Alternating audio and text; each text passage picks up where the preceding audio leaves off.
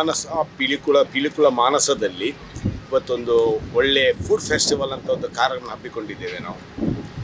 ಇದರ ಮುಖ್ಯ ಉದ್ದೇಶ ಈ ಅಗತ್ಯ ಮಕ್ಕಳಿಗೆ ಬೇಕಾಗುವ ಪಾಠ ಪುಸ್ತಕ ಆಗಲಿ, ಮೆಡಿಕಲ್ ಟ್ರೀಟ್ಮೆಂಟ್ ಆಗಲಿ, ಅದನ್ನು ಮಾಡಿಸುವ ಉದ್ದೇಶ. ಹಾಗೂ ಒಂದು ಈ ಕ್ಯಾಂಪಸ್ನಲ್ಲಿ ಈ ಧ್ವನಿ ಮತ್ತು ಬೆಳಕು ಮಾಲಕರ ಸಂಘದಿಂದ ಈ ಮಾಡಿದ ಕಾರ್ಯಕ್ರಮವನ್ನು ನಾವೊಂದು 4 ಗಂಟೆ ಸ್ಟಾರ್ಟ್ ಮಾಡ್ತಾ ಇದ್ದೀವಿ.